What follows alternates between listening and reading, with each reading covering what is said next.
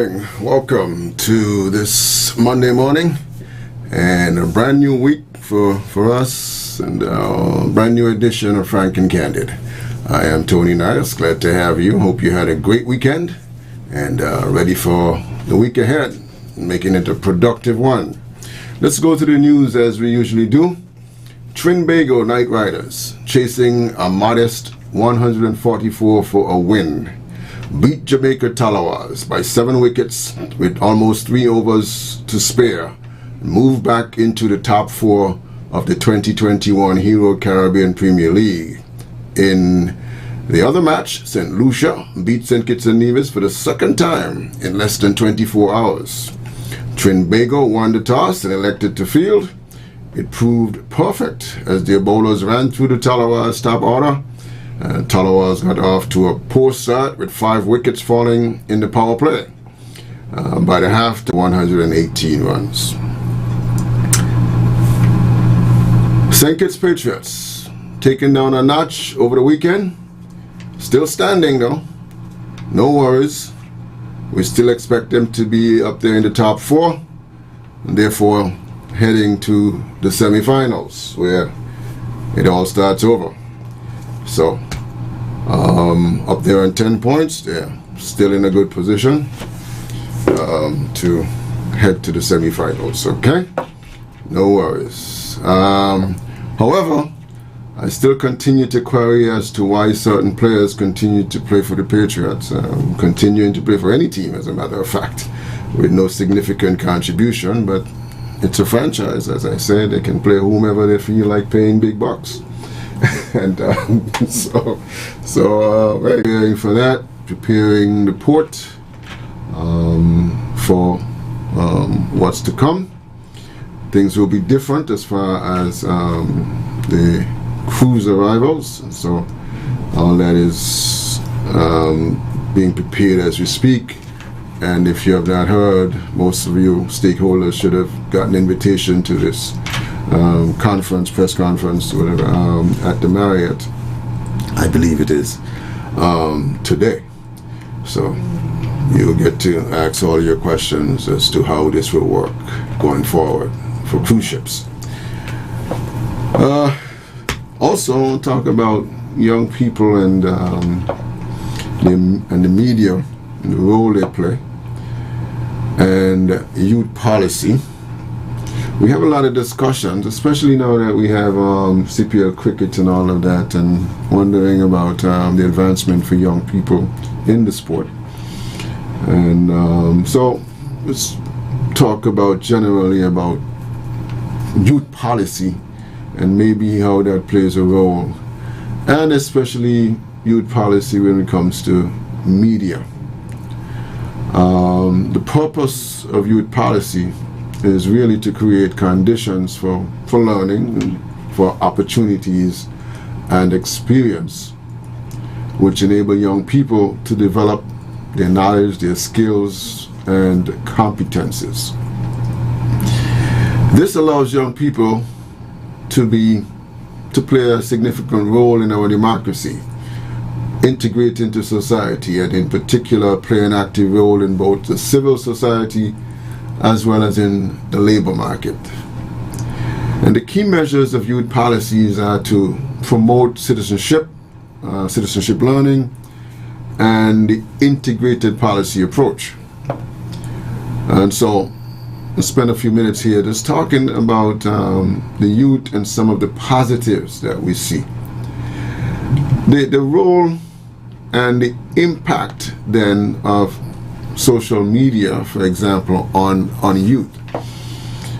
Social media has been ingrained in our society to such extent that it is virtually impossible for people to speak to you or to talk to you and take you seriously if you are not on any social media platform.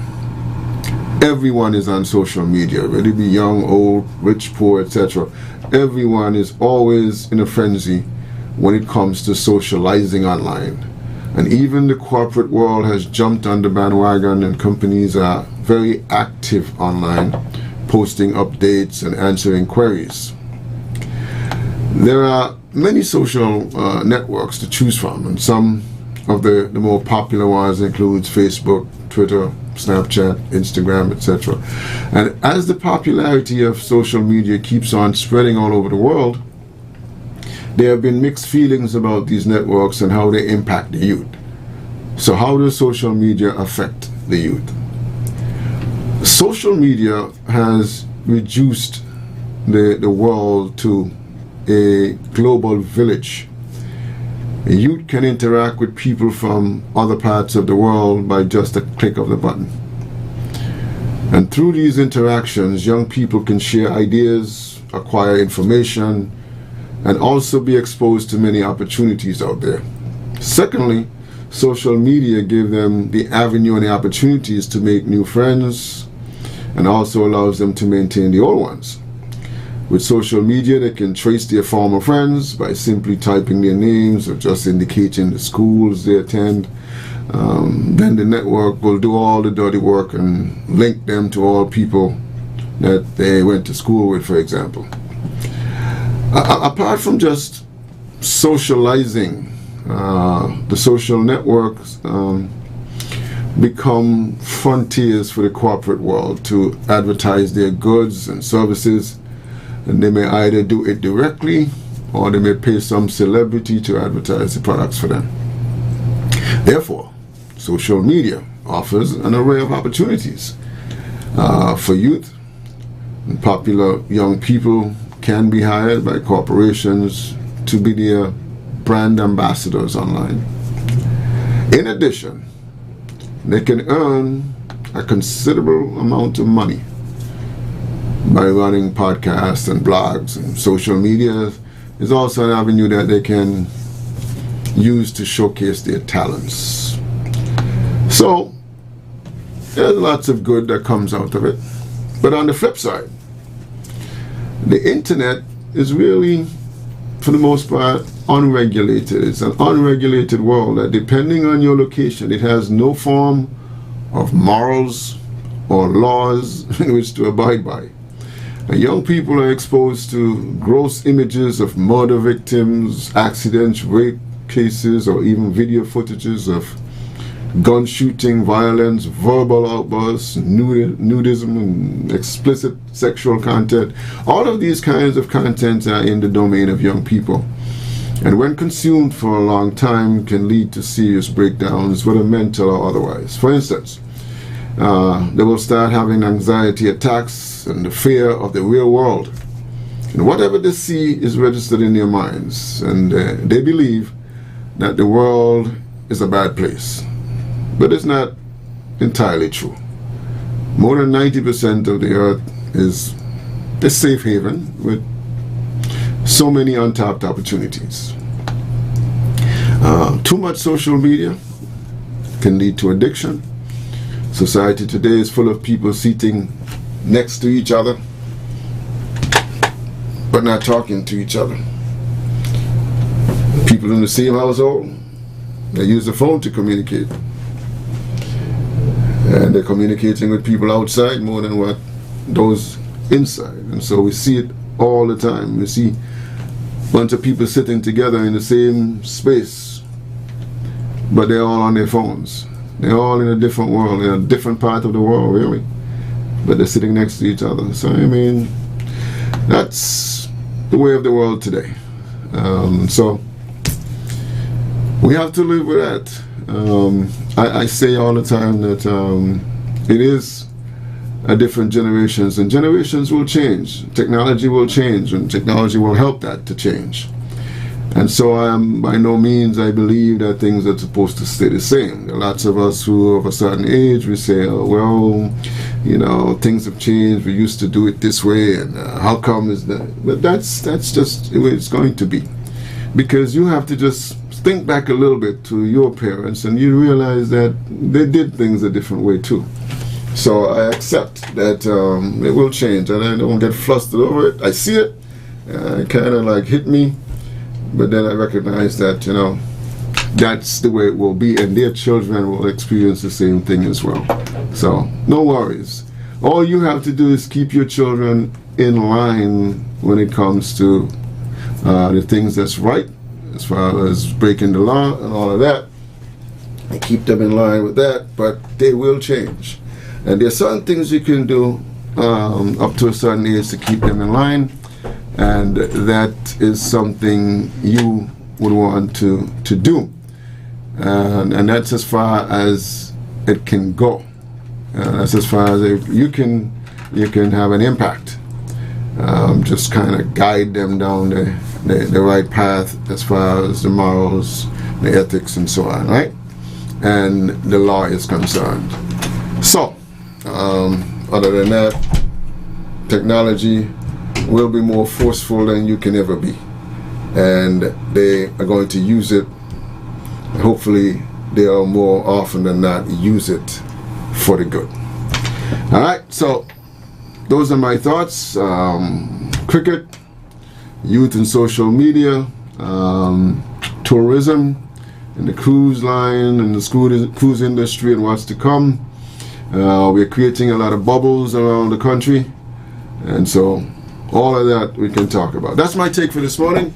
Call me on 465-2555 locally and 718-577-2916 if you're in North America, where you're enjoying a day off today, holiday for the workers, Labor Day, right here on Frank and Candid. We'll be back in a moment.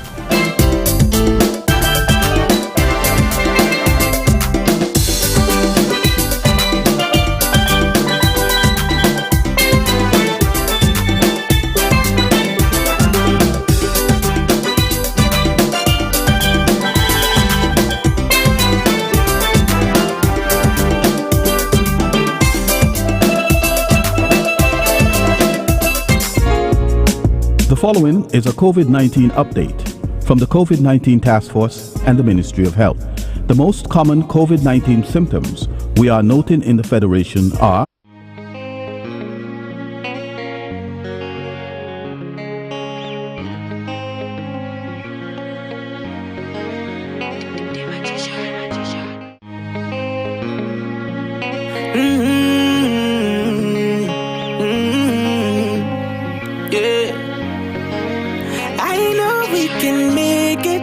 It's only just a phase.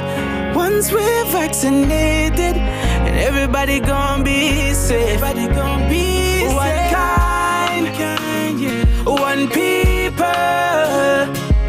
We are roll up to roll up, yeah. Cause no man's alone. Do what's right, alright. Cause I love you, brother, my sister. And we're in this together, my sister, my brother. I don't wanna lose you. I love you too much. I think it's better for us, yeah, yeah. It's better for us, yeah. I don't wanna lose you. I love you too much, yeah, yeah. It's better for us than your mommy to let it roll out. Bless up. Dejo here, and I'm doing my part in the fight against COVID-19 by following all safety protocols and, most importantly, rolling up my sleeve for the vaccine. So I'm encouraging you to do the same, because that's our best shot of protecting ourselves, our family, and our friends. So don't wait, vaccinate. Let's roll up to roll out.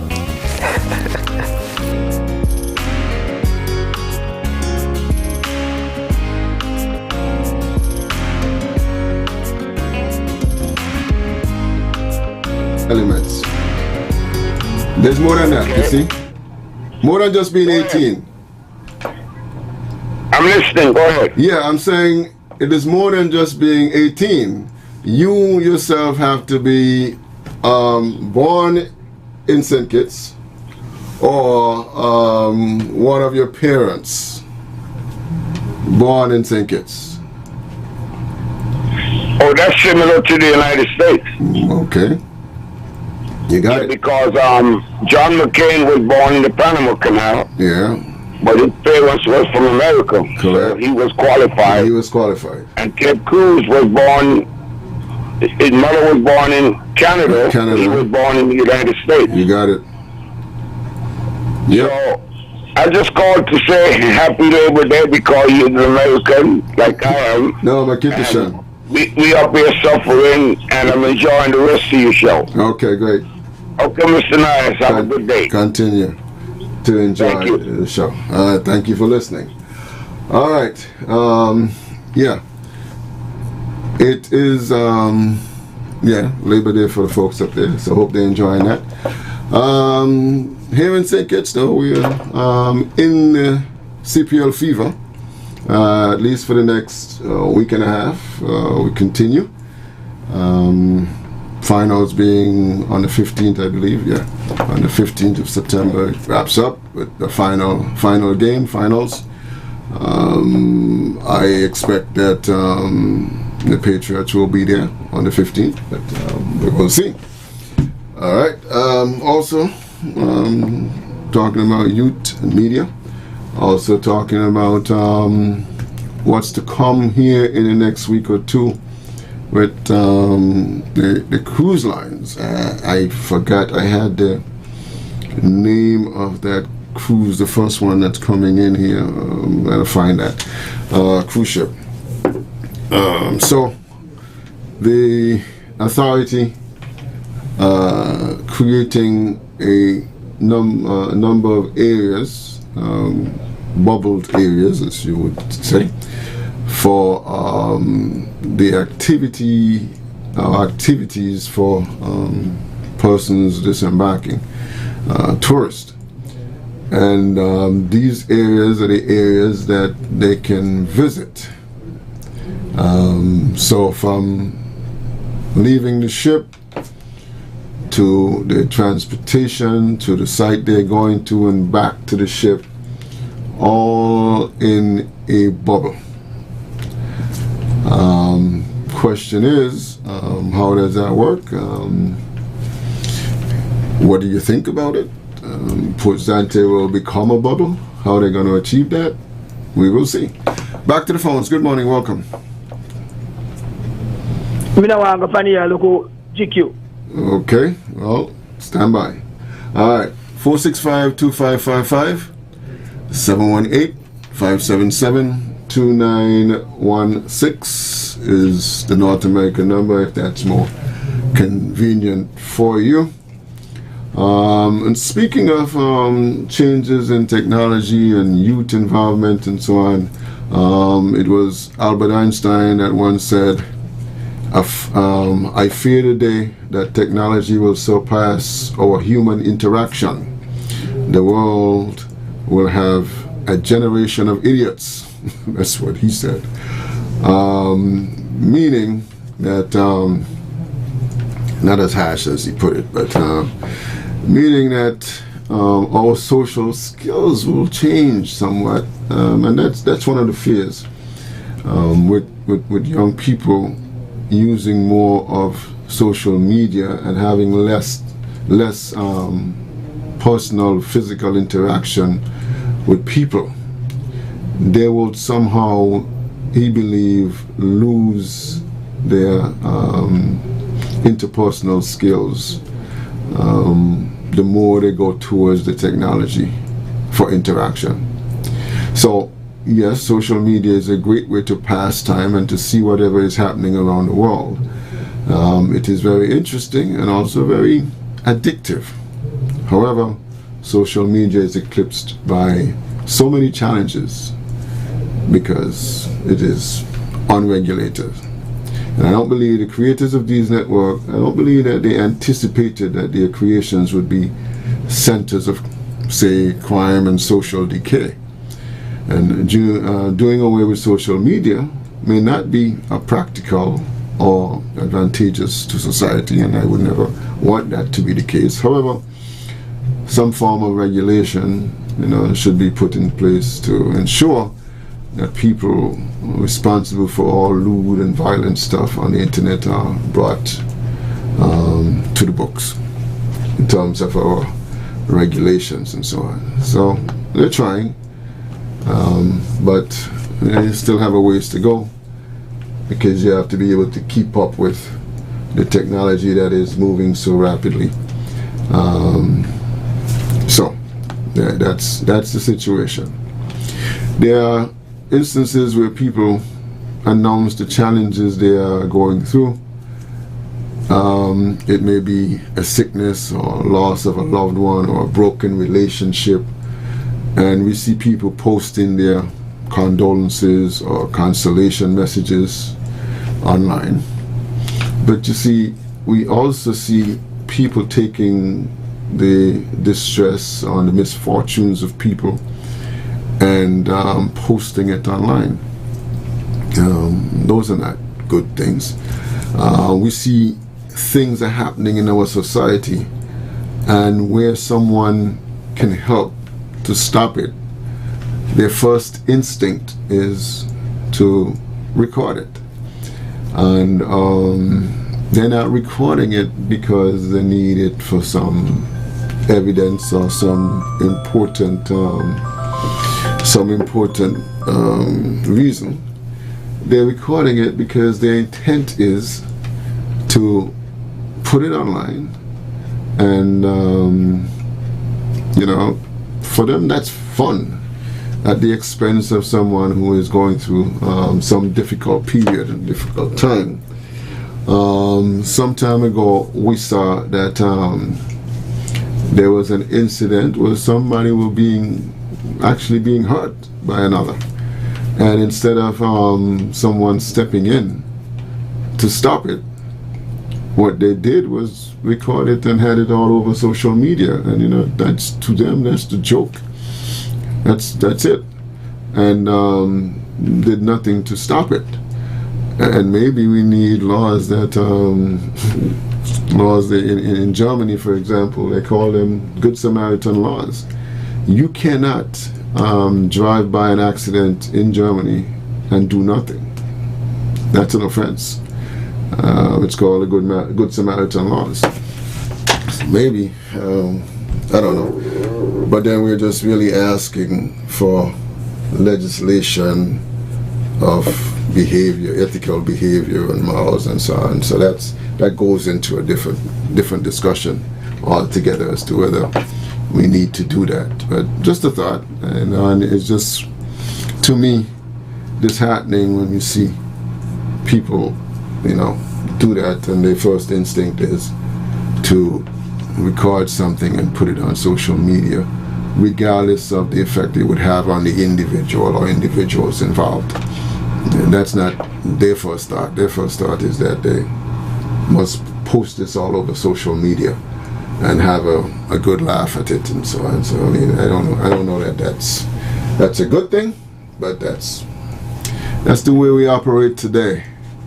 And we all sharing it because when it does happen, we tend to perpetuate that because we get it, and we in turn forward that. So the amount of people it reaches in quick time is amazing because of the way the internet operates and the wide reach of it. And so your friends are not my friends, so I am getting the advantage of your friends when I forward to you, because you have another set of friends and those have another set of friends, and so in no time something that really should never be on the internet is global, and all at the expense of someone who is suffering. Or it may be an incident that have a different impact on the young minds that really would have been censored, to use that word, would have been censored on a regular broadcast network. That would never have aired because of the potential impact. But when it comes to social media, it is gone free. Whatever the language used, whatever the content is, it's gone. There's no filter, as would be, say, on radio or TV. All right, so anybody can see it, and what the impact is, we don't know. I'm not qualified to know, but what I can say is that there is some impact. So there you have it. All right, so that's the issue of social media, and especially as relates to young people, who are the ones who are most affected, mostly using it and most affected. We do have some good uses for it, in terms of business, in terms of getting things done. People can stay at home and do a lot of things, a lot of productive things, conduct a lot of productive business. And so that side of it is great. It's great for the world, but there's always the other side of that. All right, so there you have it. 465-2555, 718 577-2916 are the numbers, and we will get to those when we come back from a break afterwards.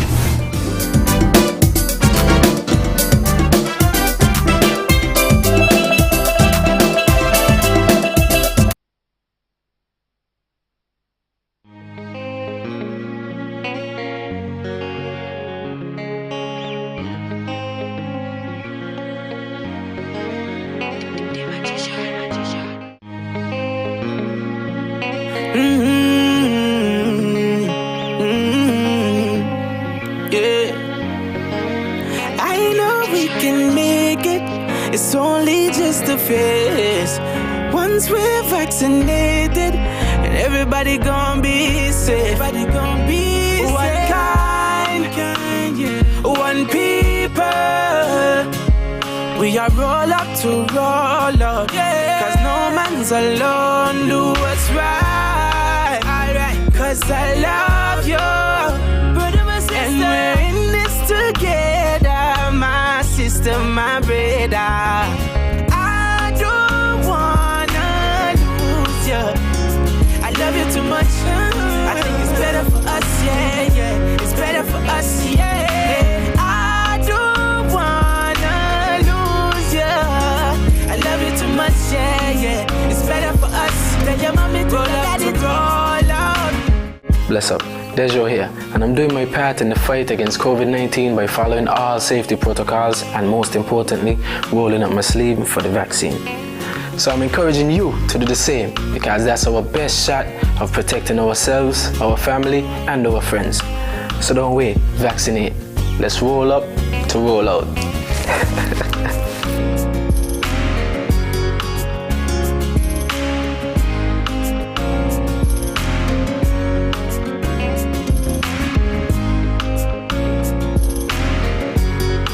At 4, Guyana at 6, Trinbago Knight Riders is at 6, St. Lucia Kings at 8, and at the top of the table, the St. Kitts Nevis Patriots at 10.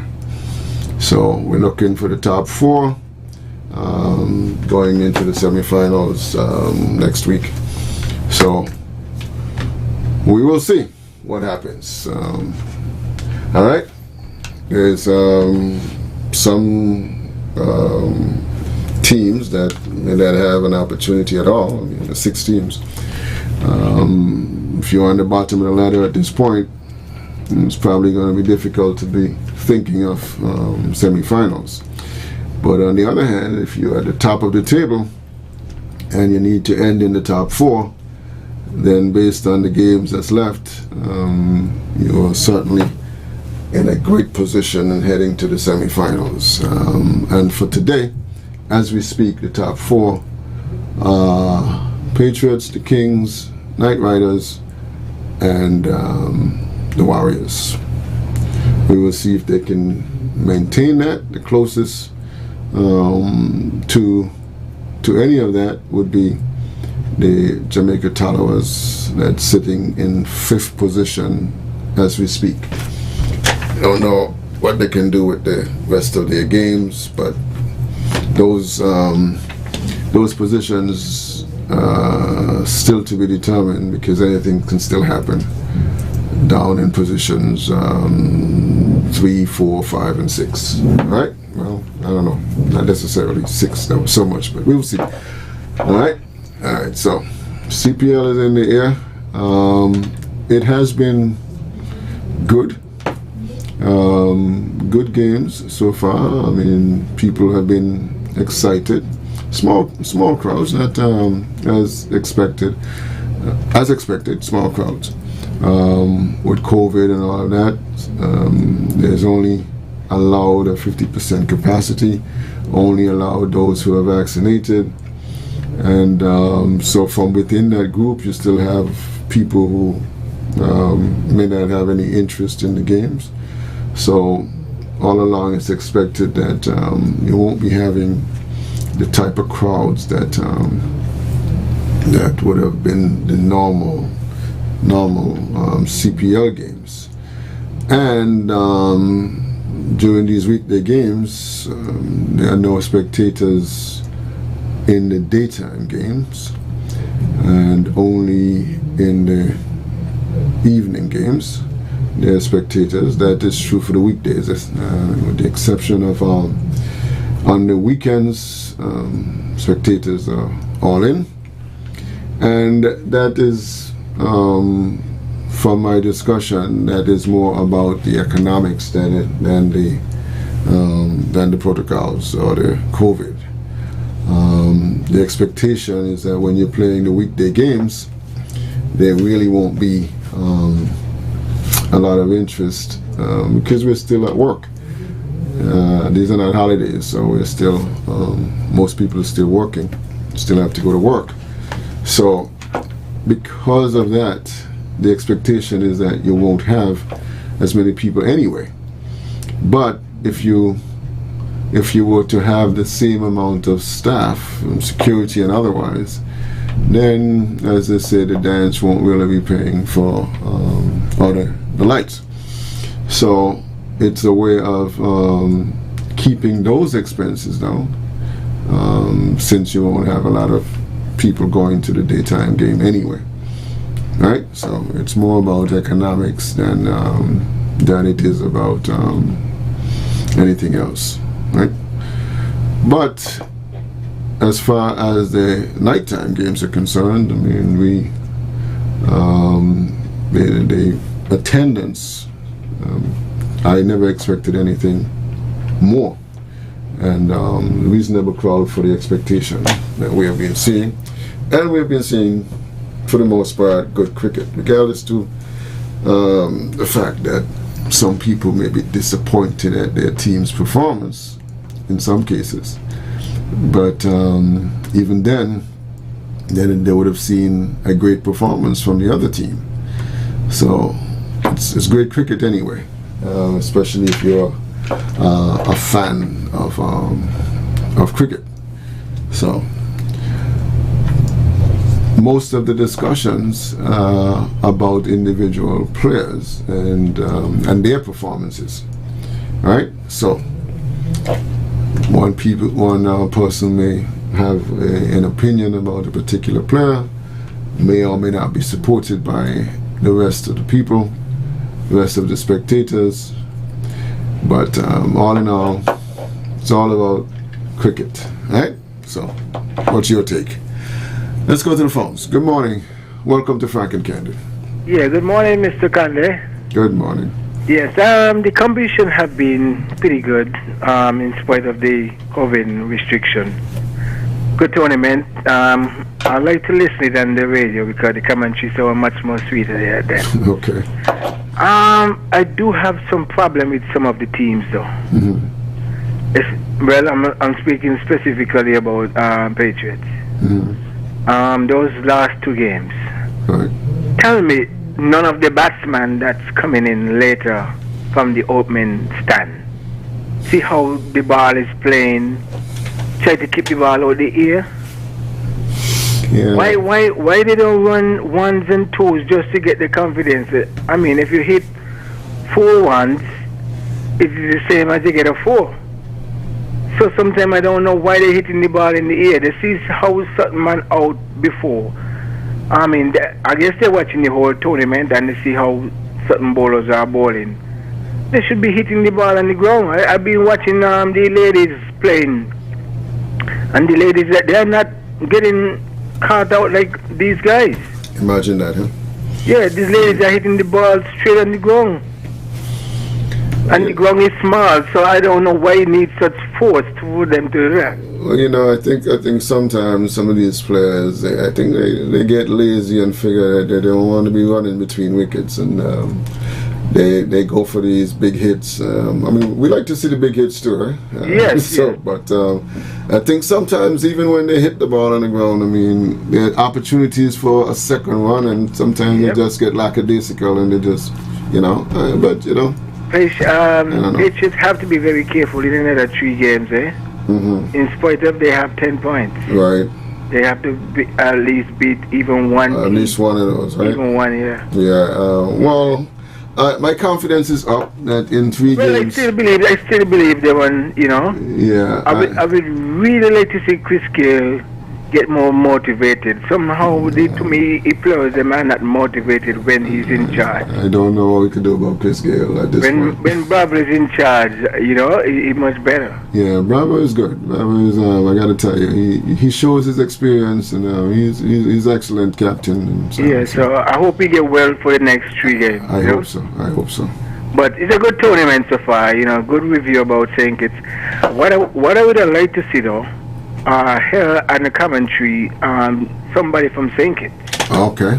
Especially on the radio side, to give review of St. Kitts, how beautiful it is. Yeah. Mention of places like Interest, Brimstone Hill, exactly. Batik, because those guys are speaking a lot about Jamaica, Trinidad, yeah. and, you know, and they're in St. Kitts. I noticed that. I would like to see somebody from St. Kitts there. But I do notice that. It is what it is. Yeah, I like your point. I like that point. Yeah. All right, yeah. Good tournament still. Thank you. Day, man. Thank you. Yeah, sure. Yeah. To that last point, that is something. As I'm sitting there watching the game and listening, sometimes that is a thought that comes to mind, and I'm hearing a lot of commentary on Trinidad and in Jamaica and things like that. Now we're getting a lot of exposure. Should be getting a lot of exposure. St. Kitts and Nevis should be getting a lot of exposure when we have this type of cricket on our shores. But I don't think we're getting a lot. We're leaving a lot of it out there that we could have been getting. And I believe that is a significant point made there by the caller. Need people who are going to say some more, because the world is watching. People across the world interested in cricket and are watching CPL, because a lot of these players are internationally famous, so people are tuned in. Talk about St. Kitts some more. I agree with that. Go to the phones. Say good morning. Welcome to Frank and Candid. Nias, you could hear me? I'm hearing you, yes. This is Talk Puppy. Listen to me. The Nevis guy got a chance yesterday. Yes. He disappointed me. I'm going to tell you what I mean. Mm-hmm.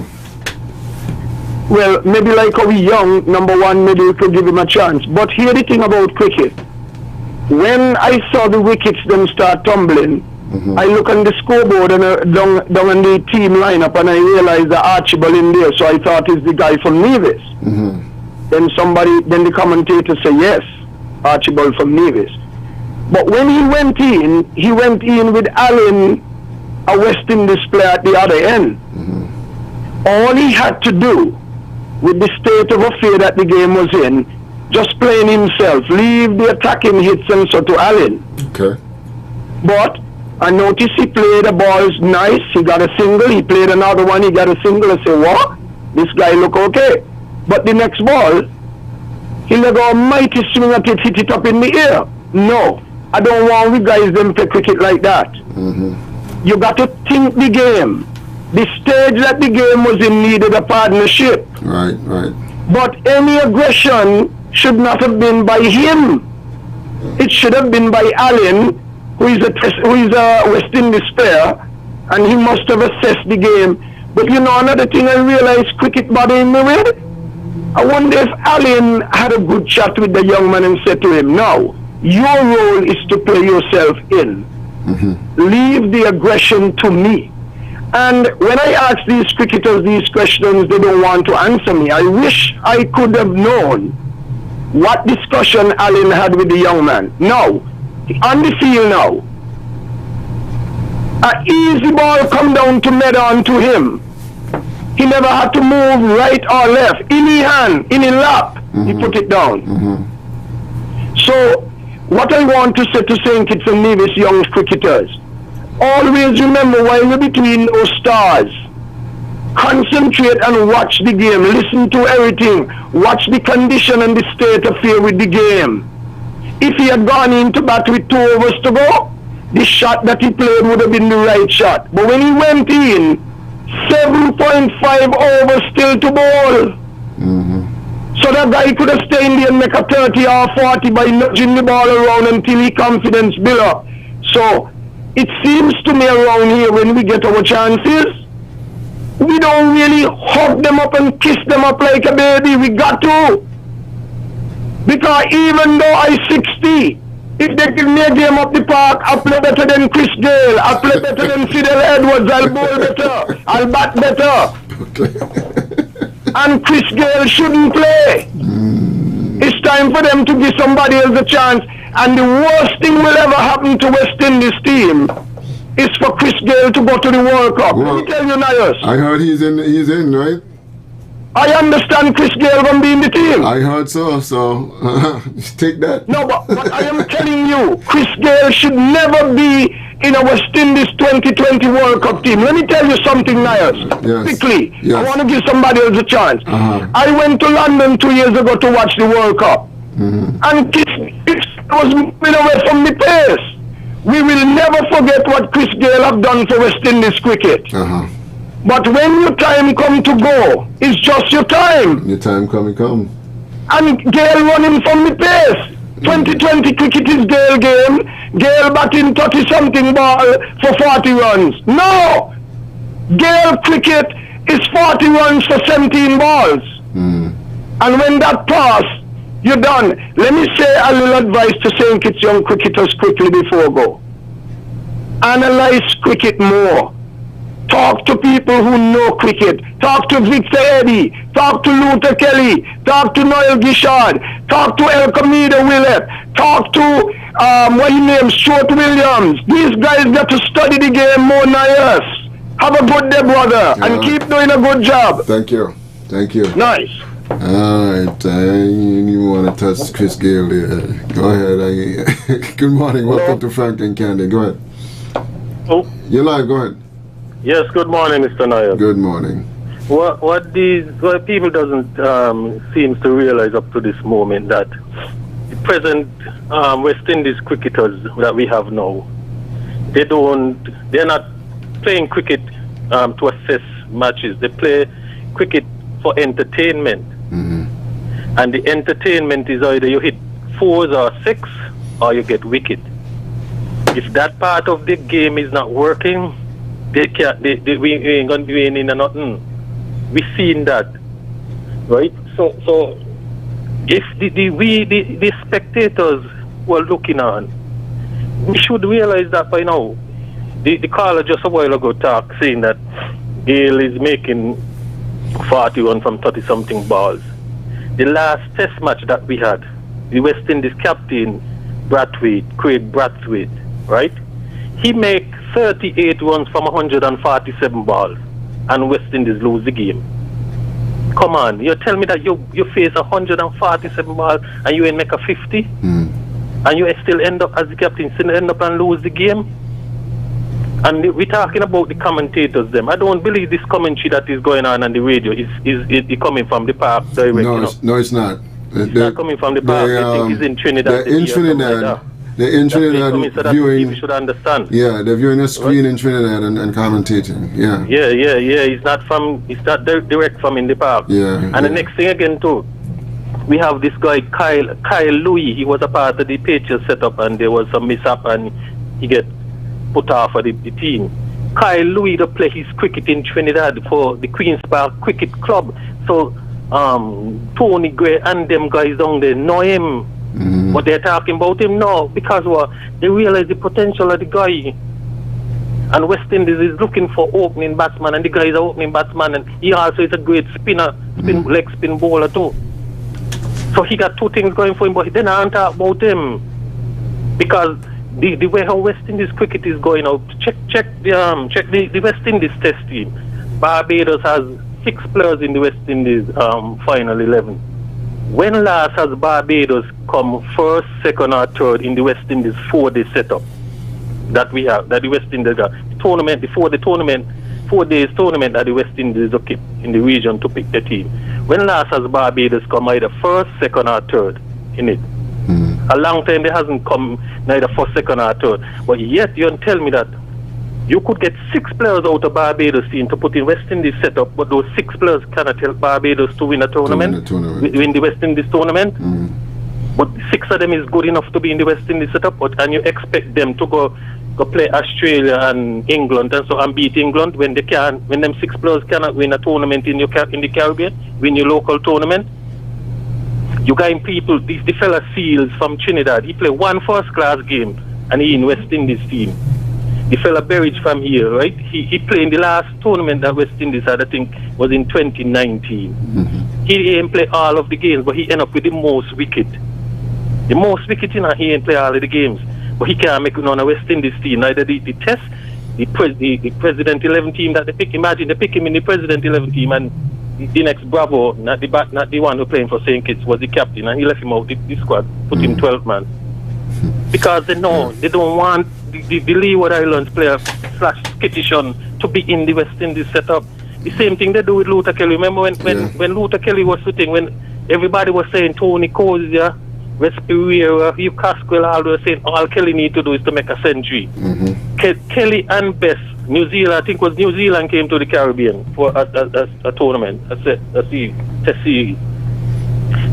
Kelly and Bess is the opening batsman for the President 11 team. All of them saying Kelly need to do is to make 100 now, and nobody could stop him. Best make 28, Kelly make 132. Best still get the pick in the West Indies team in front of Kelly. You see, so yep, that is true. The Harris again, the wicketkeeper, he hold on, he and Gishard hold on to help Leeward Islands to win the tournament. I think it was 1990. Clean sweep the tournament. Okay. All right. I mean, the fellow from Antigua, Richardson said, yes, Harris has been there for us again throughout the whole tournament. When they asked Harris, I mean, Richardson, if you think this is Harris should get a chance in the West Indies setup, Harris said he thinks they should give Williams from Trinidad a second chance. Okay. We got other callers here, so let's hear from some other callers here. Good morning. Welcome to Frank and Candid. Yeah, good morning, man. Talking cricket. Yes, go ahead. Yeah, the Patriots, they need another momentum swing. Otherwise, they're gonna fall apart. If they don't get that next surge, they will fall apart. Another team is gonna come up and capture this tournament. They need to please get their act together. And your last callers, man, your couple of callers, man, they made some good points about the local cricketers there in St. Kitts and Nevis. You know, I'm supporting my local cricketers, man. St. Kitts and Nevis has produced some great cricketers over the years, and they wasn't given the pick. You know, when I was a little boy, man, I watched some cricket replay between St. Kitts and Nevis itself. That's like first-class cricket. But they would never rate our cricket as first-class because we're small islands. And we can't afford for these guys to come back with this big island, small island talk. St. Kitts and Nevis just keep producing. They keep producing some great talent there, man. And them guys in the commentators box yesterday, a Bajan girl, Carolyn, and she chastised the commentators because they're so biased with the commentary, man. They do not talk about the small islands. St. Kitts is hosting them right now, and they would never mention none of the local cricketers. Even the cricketer that they threw out from the bubble that guy kept talking about, you know, that guy needs to be mentioned. The St. Kitts cricketer, he needs to be mentioned. You know, there's 3 guys in Nevis that got the under-19 pick. They need to be mentioned. You know, they need to mention the local cricketers at least to give those guys some encouragement. Okay. All right? That's my contribution. That's my contribution, man. Thanks. Okay. Back to the phones. Good morning. Welcome to Frank and Candid. Good morning, caller. You're live. Okay, let's take the next one. Good morning. You're live. Caller, you're live. Okay. No. Yes, sir. I know you is not Brian Lara father, neither Gail father. But Brian Lara leave long time. The Gail can't leave now. She can't play cricket now. But who was the captain when I was in the 4 games? Bravo.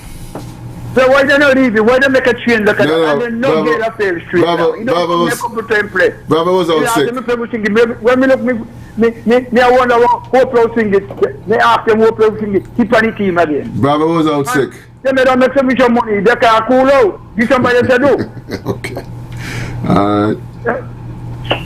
By the head no so good. Yeah, Bravo. The total game. All right, down the Yeah. Bravo wasn't available yesterday, so what's his name? So Gail stepped in as a stand-in captain. Bravo was out, so hopefully Bravo will be back for the other games, right? So that's the situation. It's not that they not that they left him out. So he'll be back, and hopefully we'll pick up from there. Back to the phones. Good morning. Welcome. Good morning again, Mr. Yes. Nair. Yes. I don't think Gail should really be playing at this moment. If he getting game, he should be just getting maybe one game. He should be like a mentor. And I have a question to ask. What about the St. Kitts Cricket Association? I mean, they're not being active in doing local cricket, representing players. I don't know. I'm not hearing anything about them. We have so much fees here in St. Kitts, so much first class. Are you want to tell me that they can't get a local tournament going? West Indies do have another problem with the World Cup.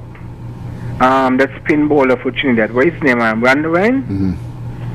No. He's being questioned about his action. I think he had been banned twice before. And to go into a World Cup internationally, everybody gonna watch him, and he's gonna be scrutinized. And if he's on contract, which means, you know, they say if you sign a contract, you have to go. It doesn't matter what. Which means he will be taking up someone else's place. He's not being effective this year.